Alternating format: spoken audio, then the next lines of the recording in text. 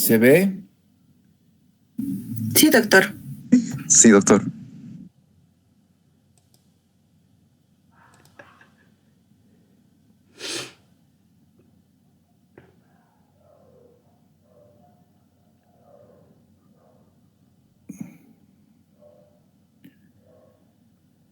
Y ahora se ve, ¿verdad?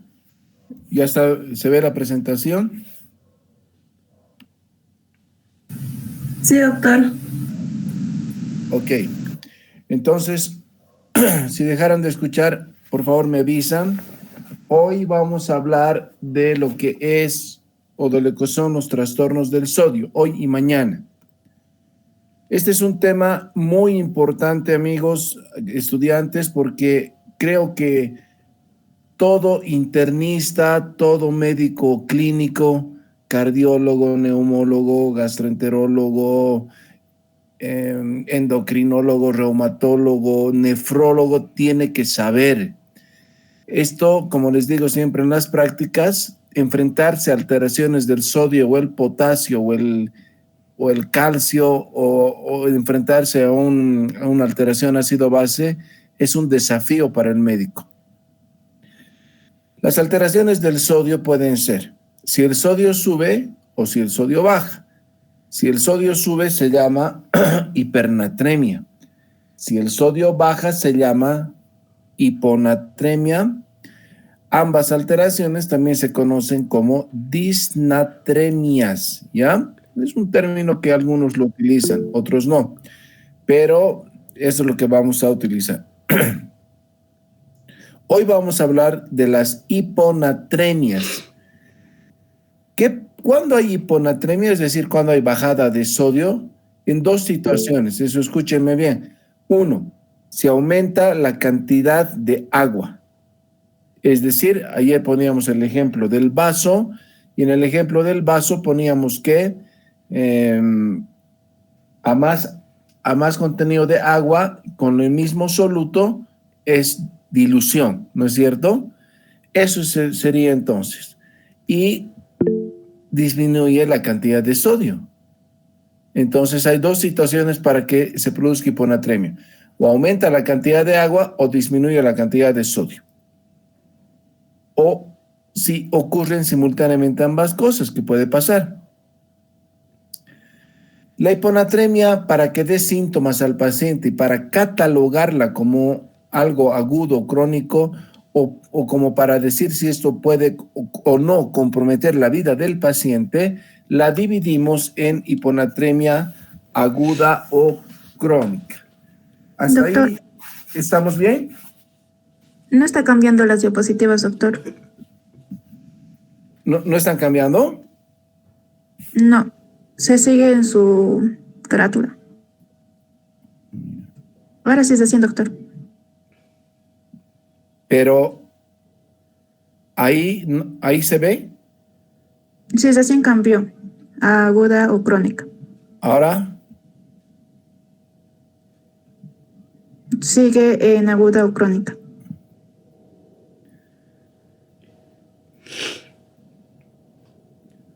ahí sigue en agudo crónica.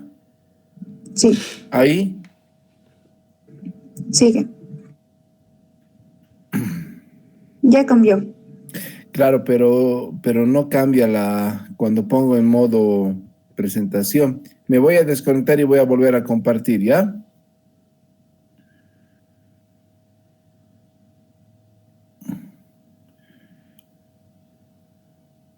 Ahora voy a compartir la pantalla, creo que es mejor. Y ahora me van a decir si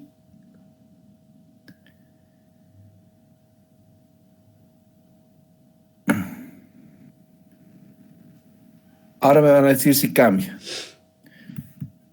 Ahora sí cambia, doctor. Ok. Ahora sí, doctor. Seguimos entonces. Hiponatremia si aumenta la cantidad de agua o si disminuye la cantidad de sodio o si pasan ambas cosas, ¿ya? Depende la clínica del paciente o el pronóstico del paciente si la hiponatremia es aguda o crónica. Esto es muy importante porque si la hiponatremia es aguda, el compromiso vital de un paciente puede ser muy grave. ¿Cómo vamos a definir la hiponatremia entonces? La hiponatremia se define como la concentración de sodio plasmático menor a 135 mil equivalentes litro. Ya saben que el sodio normal va de 135 a 145. La hiponatremia es importante porque el médico debe pensar, debe analizar, debe corregir, debe tratar la hiponatremia porque esta puede ser fatal, ¿me entienden?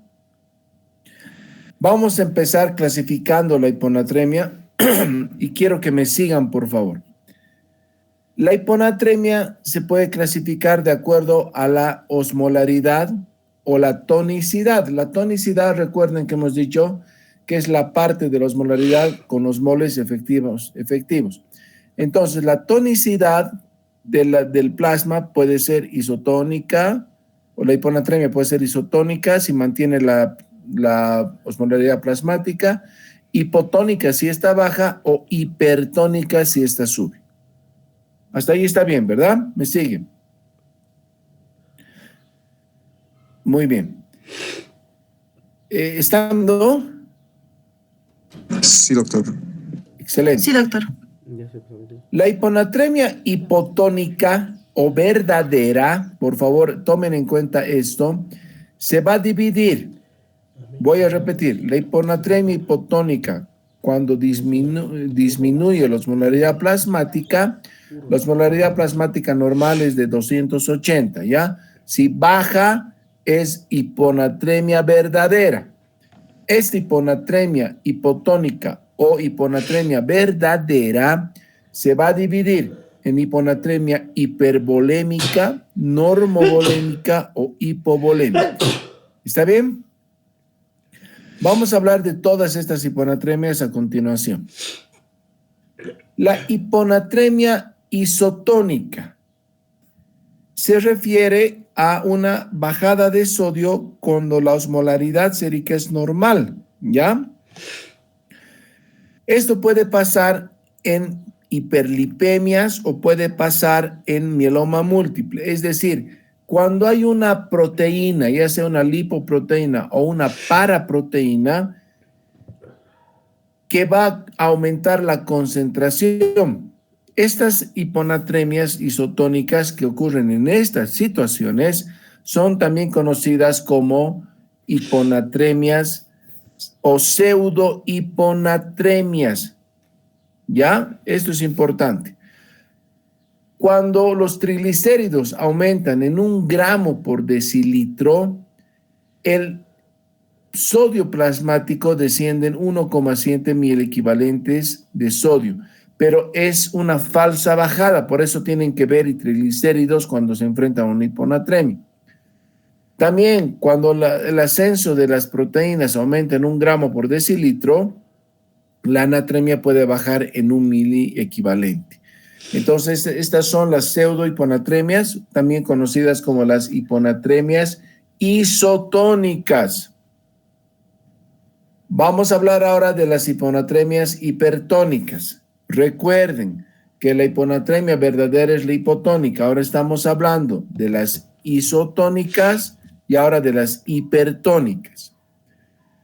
La hiponatremia hipertónica se da cuando la osmolaridad plasmática aumenta. ¿Y cuándo puede aumentar la osmolaridad plasmática? Cuando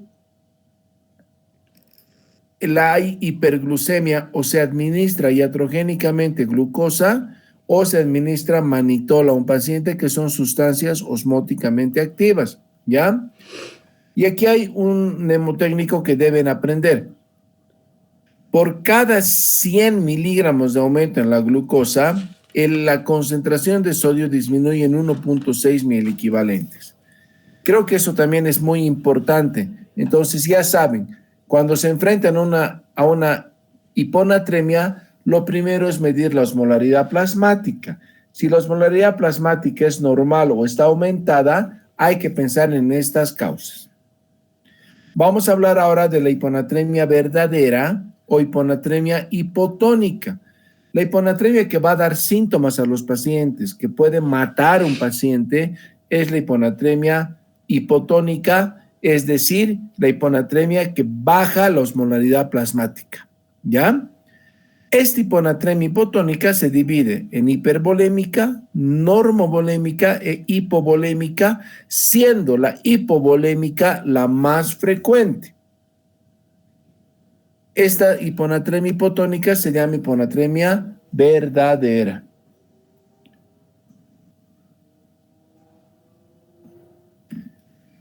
Esta es la etiología de la hiponatremia hipotónica hipovolémica. Entonces, patologías donde hay defecto en la excreción renal de agua. Si disminuye la excreción renal de agua, el agua se retiene y el sodio se diluye, ¿no es cierto? Bueno, aquí puede ser por depresión del volumen circulante eficaz. Ayer les decía qué es el volumen circulante eficaz, que es el volumen que está en el sistema arterial y es el volumen de perfusión de los diferentes tejidos. Entonces, ¿cuándo disminuye el volumen circulante eficaz? Cuando hay pérdidas gastrointestinales como vómitos, diarreas, hemorragia digestiva, drenajes en tubo digestivo, etc. También pueden haber pérdidas renales cuando es iatrogenia por el uso indiscriminado de diuréticos.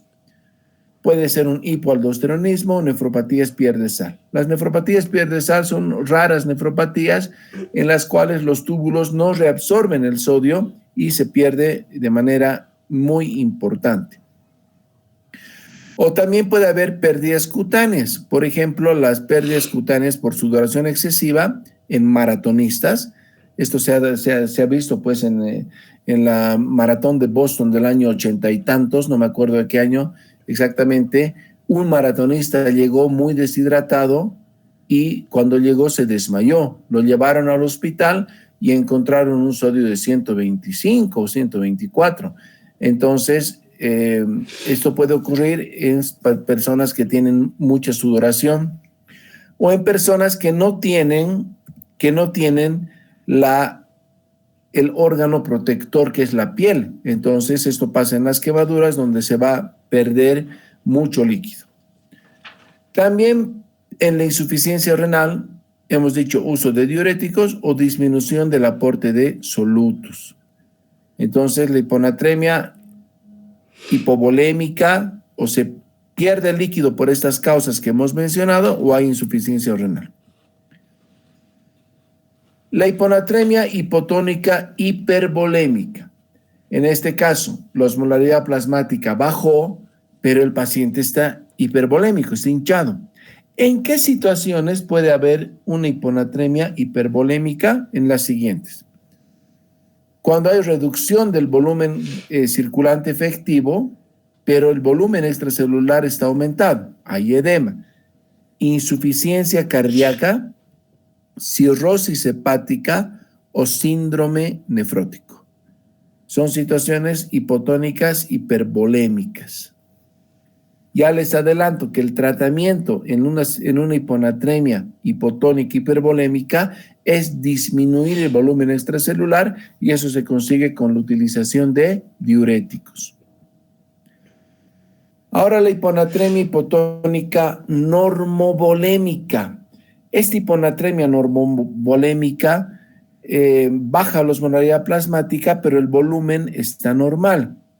Entonces, esto puede darse en pacientes que tienen un exceso de ADH, ¿ya? El ADH, que es la hormona antidiurética, evita que se pierda agua en la orina. Por eso es antidiurética, ¿no es cierto? Disminuye la diuresis.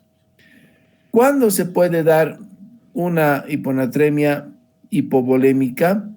Cuando hay un síndrome de secreción inadecuada de hormona antidiurética, cuando hay déficit de cortisol o cuando hay hipotiroidismo.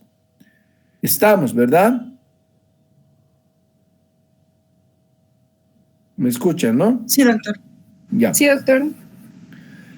Hay un cuadro en medicina que puede darse en individuos que tienen una función renal normal, pero que beben demasiada agua. Este cuadro se llama polidipsia primaria. Bueno, entonces, o también conocido como intoxicación por agua. Entonces, la excreción de agua es normal, pero el paciente bebe tanto que el sodio puede diluirse. Quiero que recuerden esto que hemos visto el día de ayer. Esto que estoy poniendo a su derecha en la línea amarilla es la liberación fisiológica de la hormona antidiurética. Es decir, cuando aumenta la osmolaridad plasmática, aumentan dos cosas, la sed y se libera la hormona antidiurética, ¿no es cierto? Para disminución de diuresis y presentar orina concentrada. Esto es lo normal. ¿Cuándo puede bajar la osmolaridad plasmática? Cuando hay pérdidas de agua. Pero ¿qué es lo que pasa? En estas situaciones se libera la ADH. Esto es la liberación fisiológica, la respuesta normal del organismo a un déficit de agua, es decir, aumenta la osmolaridad, se libera la hormona antidiurética. El síndrome de secreción inadecuada de hormona antidiurética se refiere a la liberación no fisiológica, es decir, no osmótica de la hormona antidiurética.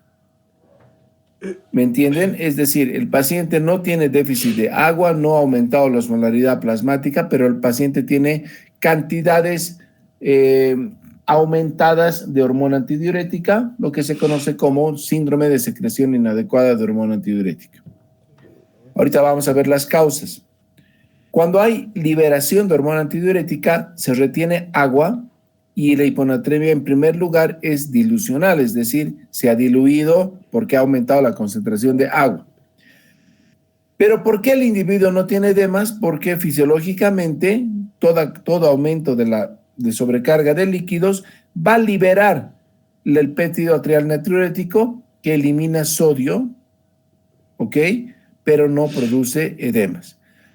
La distensión de las fibras musculares de la aurícula derecha hacen que se libere el péptido atrial natriurético, por eso es atrial auricular o péptido auricular natriurético que va a producir esta situación. En la secreción inadecuada de hormona antidiurética, el sodio se pierde más que el agua, por eso hay hiponatremia. En estas situaciones el sodio urinario es mayor a 40. Hasta aquí, ¿hay alguna duda? Quiero que entiendan bien esto. Nada, ¿verdad? No. Todo claro, doctor. Seguimos. ¿Cuándo puede puede secretarse de manera inapropiada? Por eso es síndrome de secreción inapropiada la hormona antidiurética.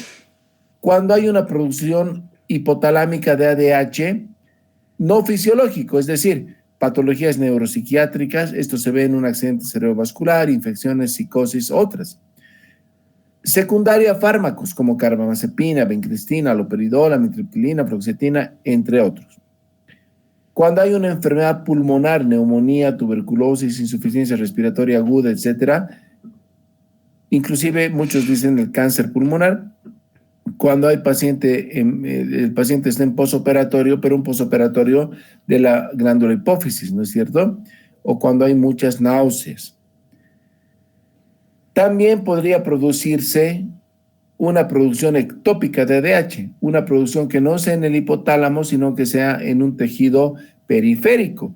Esto puede ser en el cáncer de pulmón, en cáncer de células pequeñas de pulmón, cáncer duodenal, cáncer pancreático, entre otros. O la última sería iatrogénica, que es cuando un médico indica como medicamento la hormona antidiurética, que también se conoce como vasopresina, u oxitocina. Entonces se administra de forma externa y también podría producir un síndrome de secreción inadecuada de hormona antidiurética.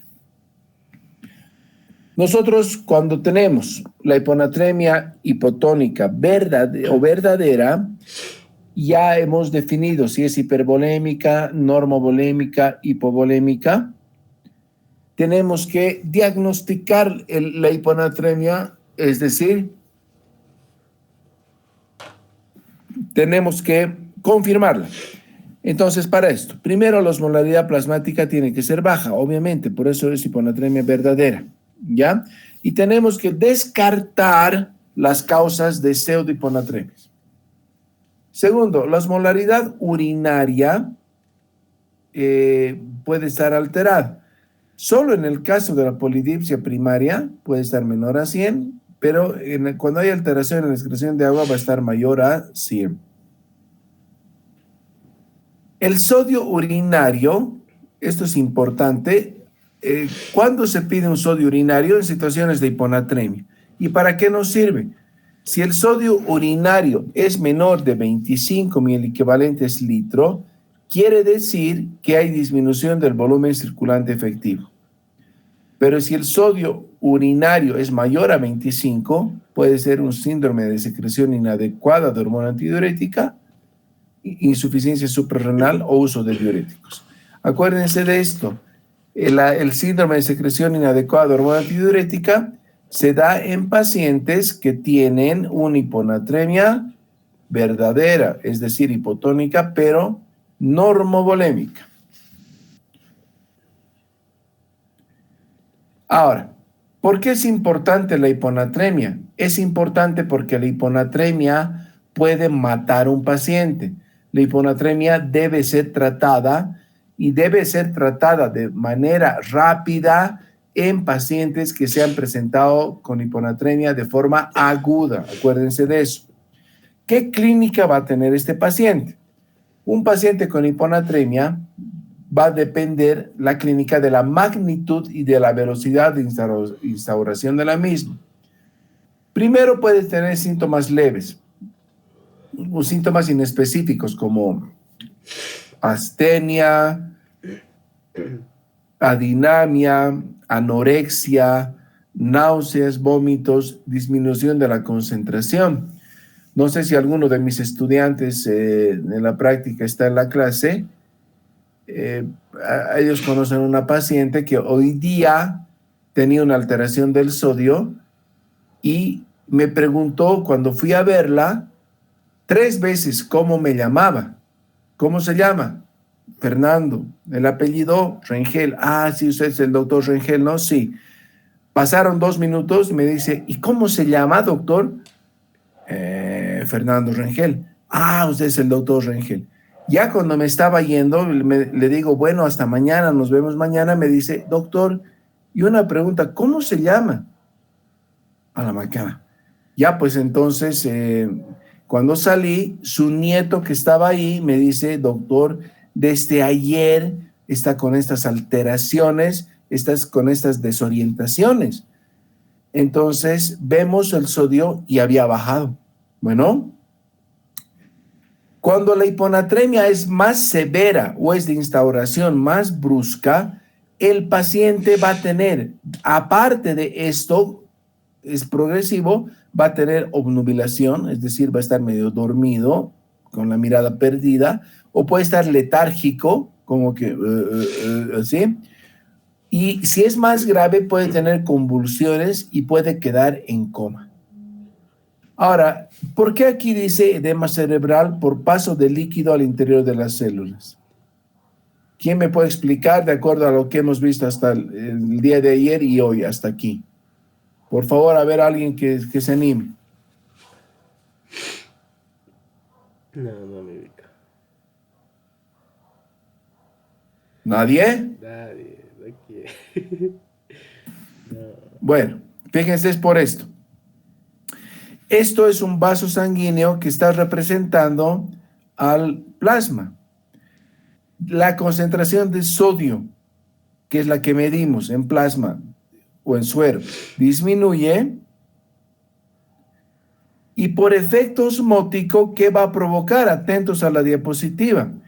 Esta es una neurona, pero recuerden que ósmosis es el paso de agua de menor a mayor concentración. Si baja el sodio, por supuesto que disminuye la concentración, disminuye la osmolaridad plasmática. Por lo tanto, el flujo de agua va a ser de aquí a aquí. ¿Y qué va a pasar con la neurona? Va a pasar esto. La neurona se edematiza. Por lo tanto, toda esta clínica que hemos hablado de somnolencia, de estupor, desorientación, luego letargo, luego obnubilación, luego convulsiones, luego coma, etcétera, se debe al edema cerebral. Muy bien, creo que aquí está bien explicado. ¿Y qué es en la práctica? El edema cerebral puede matar porque va a producir un síndrome de hipertensión intracraneal. Bueno, esta es una tomografía de un paciente verdadero que tiene las circunvoluciones cerebrales normales, tiene los ventrículos laterales normales, tiene aquí el ventrículo, el otro ventrículo, etcétera. Esta es una tomografía normal, pero fíjense esta tomografía en el lado derecho de sus pantallas, no se ven ninguna de las estructuras porque el cerebro está edematizado. Si no se hace algo y este edema cerebral se ha instaurado de forma rápida, ese paciente puede fallecer. Por eso una hiponatremia debe ser, vuelvo a la primera diapositiva, debe ser evaluada, debe ser corregida y tratada lo más pronto posible, sobre todo si es aguda. ¿Y cómo vamos a tratar a nuestros pacientes que tienen esta hiponatremia? Dos consignas. Uno, aumentar la concentración plasmática de sodio. ¿Y cómo aumentamos? Administrando sodio, ¿no es cierto? Por vena. Y dos, tratar la causa subyacente. Entonces aquí otra vez viene el ejercicio. ¿Es una hiponatremia verdadera? Sí, porque es hipotónica, ha disminuido la osmolaridad plasmática. Perfecto. Ahora es hipervolémica, normovolémica, hipovolémica. Es hipervolémica, le doy diuréticos. Es hipovolémica, administro volumen y administro sodio. Es normovolémica. Pienso en un síndrome de secreción inadecuada de hormona antidiurética y buscaré las causas, ¿no es cierto? En general, se debe administrar en una hiponatremia, sobre todo si es hipotónica, hipovolémica, sodio y líquidos porque hay depresión de volumen. En pacientes hipervolémicos se restringe agua y se dan diuréticos. Esto ya lo hemos dicho, ¿ya? En los pacientes normovolémicos o edematosos. Si el sodio está muy bajo, debe ser el tratamiento agresivo porque el paciente puede tener un edema cerebral.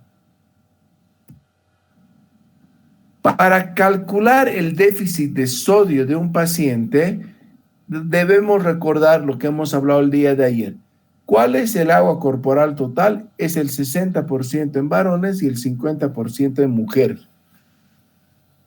Por lo tanto, si un paciente pesa 100 kilos, el agua corporal total será 60, pero para eso tenemos una formulita.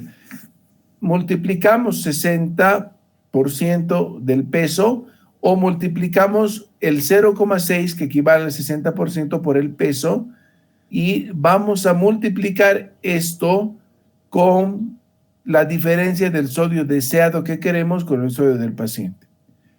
Voy a hacer un ejercicio acá, quiero que me sigan por favor. Dice, paciente varón 65 kilogramos, o sea flaco, con hiponatremia de 114, sintomático, es decir, el paciente está mal, no puede hablar, está en coma, está mal, no responde, lo poco que responde es desorientado y después de unos minutos convulsiona y no responde más. Ese paciente se le hacen análisis y tiene 114 de sodio, o sea, es muy bajo, es grave. Vamos a aplicar la fórmula para calcular el déficit de sodio. El déficit de sodio, él pesa 65, se multiplica por 0,6, que es el 60% del agua corporal total, y vamos a multiplicar por el sodio que queremos, 125, porque no podemos llegar a más de 11 o 12 por día, menos el sodio del paciente. Esto, operación 0.6 por 65 es 39. Por esto, 11, el déficit de sodio es 429 miliequivalentes. Esta es una forma de tratar la hiponatremia. Las ampollas de sodio en nuestro medio en Bolivia vienen de 35 miliequivalentes. Entonces, más o menos son 12 ampollas de sodio que habría que administrarle a ese paciente. ¿Está bien? Creo que eso es fácil. Así se calcula el déficit de sodio. Pero quiero que recuerden una cosa. Aquí dice nunca reponer en más de 10 miliequivalentes, 10 a 12 miliequivalentes de sodio en 24 horas, ¿ya? Para eso han estudiado y se han ideado otra fórmula que ya no tengamos que reponer mucho sodio, sino sepamos aproximadamente cuánto va a subir la natremia sanguínea con una determinada solución. Entonces, esta fórmula se llama la fórmula de Adrogué, que es una fórmula súper conocida en medicina en el ambiente hospitalario y que les va a servir muchísimo. Se trata de la diferencia del sodio perfundido, es decir, cuánto yo le voy a dar de sodio a este paciente, menos el sodio del paciente, dividido entre el agua corporal total más 1. Con esta fórmula sabremos cuánto va a aumentar la natremia con esta solución. Entonces vamos a poner un ejemplo. El suero fisiológico normal tiene 154 miliequivalentes. El paciente puede tener 124 de sodio. Ya 154 menos 124 son 30. El agua corporal total, seguimos con el ejemplo anterior, 0.6 por 65 son 39, más 1, 40. Aquí hacemos la división y nos va a salir 5, 6. Esos 5, 6 es los puntos de natremia que va a aumentar el paciente en 24 horas. Es decir, si yo tengo 124 de sodio del paciente, con esta formulita, que puede variar, o por supuesto, de acuerdo a la solución que vas a darle, pero con el ejercicio que hemos hecho va a aumentar en 6 puntos, es decir, espero que para el día de mañana esa natremia esté en 130. Espero que me hayan entendido. Esto creo que es súper importante, nunca reponer el sodio en más de 10 miliequivalentes día, por favor. Sino, ¿qué puede pasar? Hay un cuadro en medicina que se llama mielinolisis pontina, que es necrosis de los núcleos que hay en el tronco cerebral, y eso puede ser por cambio brusco de osmolaridad. Entonces, ¿eso qué puede producir la mielinolisis pontina? Puede producir parálisis después de un tiempo, ¿ya? Entonces, esto siempre es importante, es una ley en medicina, no reponer a más de 10 a 12 miliequivalentes de sodio en 24 horas. Quisiera, la verdad, que me hagan alguna pregunta para que el día de mañana hablemos de hipernatremia. Podríamos hablar ahora, pero yo creo que prefiero que ahora lean este tema, porque hiponatremia, sobre todo los que van a hacer actividad hospitalaria en su vida, sepan tratarla, sepan aproximarse al diagnóstico, sepan más o menos interpretar la causa, buscar una etiología y sepan tratar. ¿Hay alguna pregunta? El sodio bajo mata, muchachos, así que no sé si alguna vez les hablaron de sodio, no sé si alguna vez han tocado estos temas, pero creo que estos temas son vitales, sobre todo para los pacientes que van a médicos que trabajan en el hospital. ¿Hay alguna pregunta? ¿Me escuchan? A ver, les dejo la palabra. Doctor. Adelante. Doctor, recuerdo que me dijeron alguna vez en una charla a la cual asistí, algo relacionado con el sodio, pero en lugar del sodio hablamos de potasio. Me dijeron que el potasio tiene una determinada velocidad a la cual se le debe administrar al paciente. ¿A qué se debe esa velocidad? ¿O a qué velocidad hay que administrarle? Eso no lo entendí muy bien cuando nos dieron la charla. Ya, pero cuando te han hablado de la charla, te han hablado de sodio y potasio, ¿no es cierto? Y ahorita tú me estás preguntando de potasio. Sí, doctor. Pero no hemos hablado pues de potasio, hemos hablado de sodio. De potasio vamos a hablar pasado mañana. Entonces, tú tienes que, no tiene nada que ver, o sea, a ver chicos, entiéndanme por favor, recuerden la clase del día de ayer. Para mantener la homeostasia o equilibrio en el organismo, las fuerzas osmóticas deben ser iguales dentro y fuera de la célula. Dentro de la célula el potasio es el más importante y fuera de la célula el sodio es el más importante. Pero no hay una relación directa entre las alteraciones del sodio con las alteraciones del potasio. Bueno, por supuesto que cuando hablemos de potasio no puedes dar potasio rápidamente porque te va a producir arritmias cardíacas y el paciente puede morir. Nunca se administra rápido el potasio. Pero ahora estamos hablando de sodio y el sodio no te provoca alteración en la contracción muscular, te provoca alteraciones en el cerebro, aumentando el volumen de las neuronas, es decir, aumenta el edema cerebral. Si el edema cerebral es muy fuerte y el paciente está asintomático, tienes que pasarle sodio rápido para disminuir ese edema cerebral. No sé si te has respondido o no sé si la pregunta me la puedes volver a hacer. No, a ver, no sé. Sí, doctor, ya lo entendí un poco mejor. Entonces, el sodio no tiene ninguna relación con el potasio al momento de administrar las soluciones, pero se administra la solución de sodio rápido simplemente porque en el líquido extracelular hay mayor cantidad de sodio que en el intracelular y eso nos permite administrar sin ningún efecto adverso a comparación del potasio. Estamos hablando de hiponatremia. Si baja el sodio, potencialmente el paciente va a tener un edema cerebral. Y lo que tú tienes que hacer es reponer ese sodio para disminuir el edema cerebral y disminuir la sintomatología y evitar que el paciente se muera. Lo de las concentraciones intracelulares, que es más el potasio, extracelular más el sodio, es solo un recordatorio para que nos acordemos de que tiene que haber equilibrio entre ambos compartimientos. ¿Está bien? Pero estamos hablando de hiponatremia y la hiponatremia mata por edema cerebral y si tú quieres evitar la muerte de ese paciente, tienes que corregir ese sodio. ¿Ya? La velocidad de instauración de sodio no es tan peligrosa como la administración de potasio, pero es otra cosa.